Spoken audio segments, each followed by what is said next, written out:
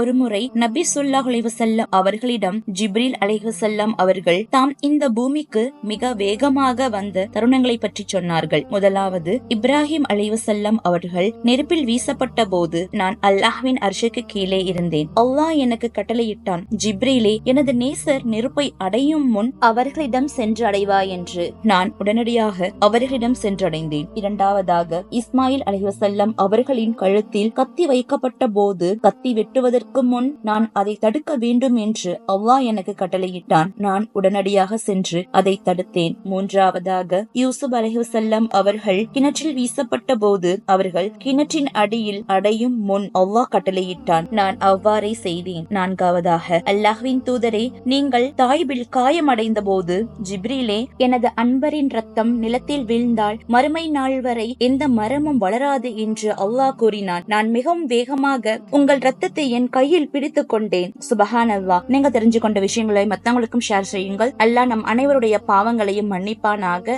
ஆமீன். நீங்களும் ஆமீன் கூறுங்கள். அஸ்ஸலாமு அலைக்கும் வரஹ்மத்துல்லாஹி வபரகாத்துஹு.